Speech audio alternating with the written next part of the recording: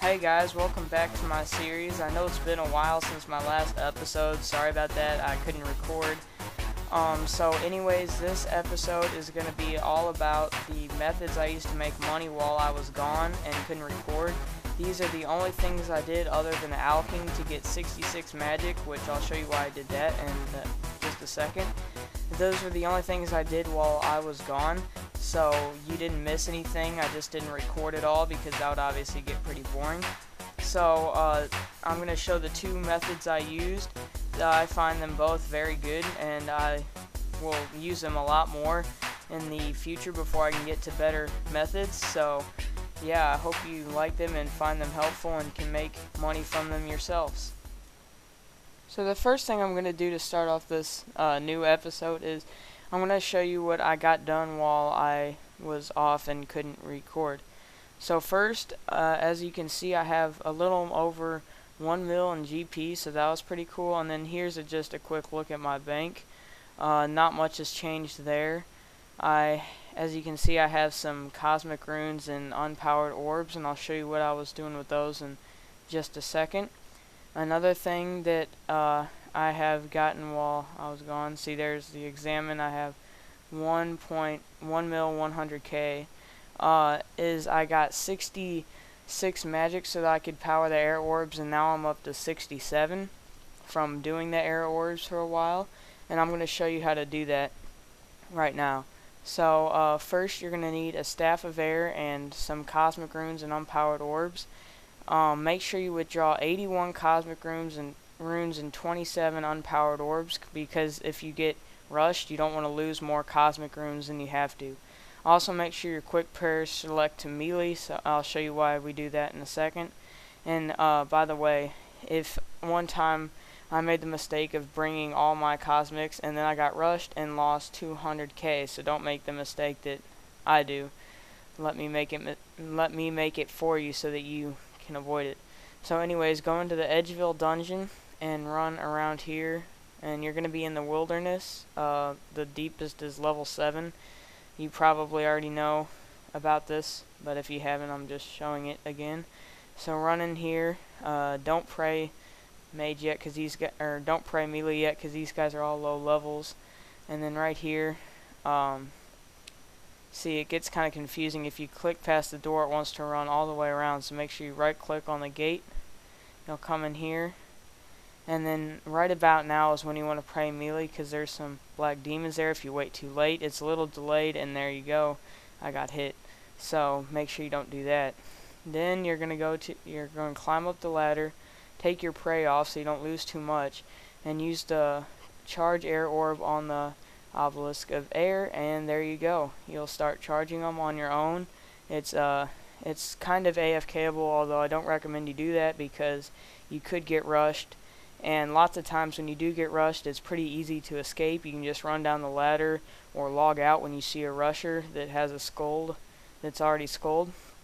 And another tip you could do is what you may consider is, instead of bringing 3 orbs, if this is your first time trying it for the day and you want to scout the area to see if there's any rushers, get rid of 3 orbs and bring a chest plate, plate legs, and your best weapon. That way, if anybody skulls on you, you can attack them back, and you also won't lose anything because you're not skulled.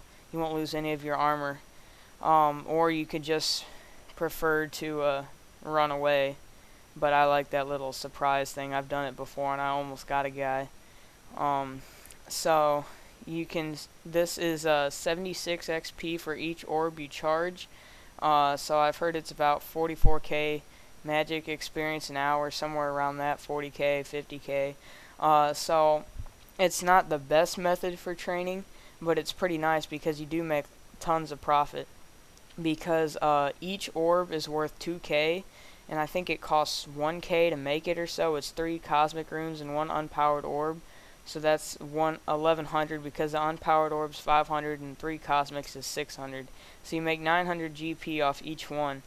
And so the profit really comes in fast. So once you're done charging the orbs like I am, you can use glories here to teleport to Edgeville, but I like to use the home teleport because it's free. and they just came out with that. If you do use glories, make sure you sell them right back, and you won't lose very much money. So just teleport home, head to the bank, and you're ready to repeat the process. Okay, so the other method I did to make my money is killing green dragons. This is obviously one of the oldest methods in the book, but I have a method that has really fast banking and getting there that you probably haven't seen before. Anyways, make sure you wear only 3 pieces of good armor. So I wear rune plate, body, legs, and then a whip. And then, of course, an anti-dragon shield, or you can use anti-fire potions if you want. But I like the anti-fire shield. And then I bring 10 monkfish. You can bring more or less depending on your level, and you can also bring potions if you want, but I don't like to do that. So anyways, you're going to start in Edgeville, and then run across here to the canoe station. And you can bring your own hatchet if you want, but don't go any higher than a rune hatchet, because if you bring like a dragon hatchet, obviously you risk losing it in the wilderness, and you don't want that to happen. So I'm just using a bronze hatchet so I have more space for hides. And as you can see, it takes a while, so we'll just sit here and wait. And then you want to make a waka, and if you can't tell where we're going yet, it's to the wilderness pool. So after you wait a while you gotta wait a while for it to be made. Other things is you can bring any familiar you want.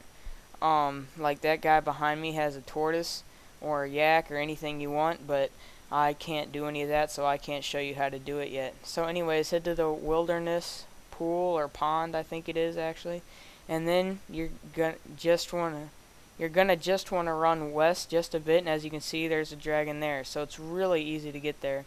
And I had the rare occasion of finding an empty world, but if you see all kinds of people that are your levels around you, don't worry, don't hop. They're not going to attack you because most of them are bots.